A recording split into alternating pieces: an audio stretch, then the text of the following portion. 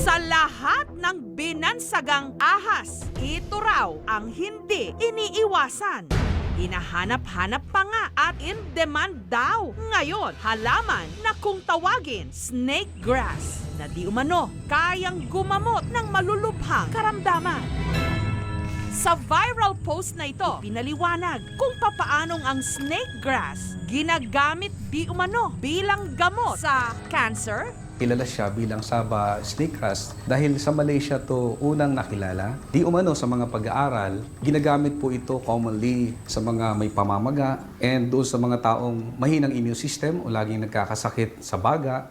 pero karamihan sa mga nagpapatotoo sa comment section ng viral post na ito na di umano gumaling ang kanilang mga sakit. Hindi pala snake grass ang tinutukoy na halamang gamot, kundi serpentina.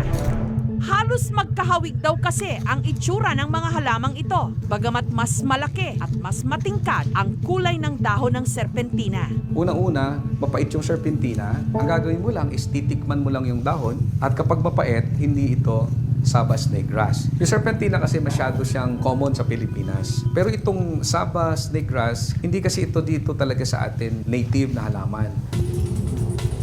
Mula raw nung nag-trending ang halamang ito, nagkakapakyawan na.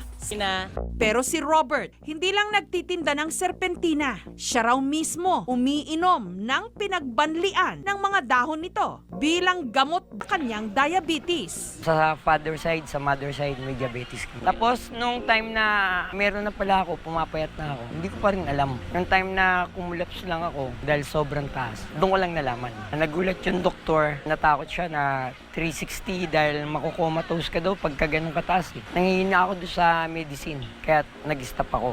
Last year, na nakita ko yung serpentina, yon, naramdaman ko na maganda. Sinabi lang sa akin, try ko. 5 days na sunod-sunod yun. Maganda pagkagising ko, magsi-CR ka, regular. Kuha ka ng dahon, 3 piraso, hugasan mo, lagay mo sa baso. Yung kumukulong tubig, isalin mo. Okay na, pagka medyo mataas ang sugar ko, inom ako nun, mararamdaman ko yung mata ko. Kasi sa mata ko eh. Pagka mataas, malabo. Pero pag uminom na ako nun, okay na.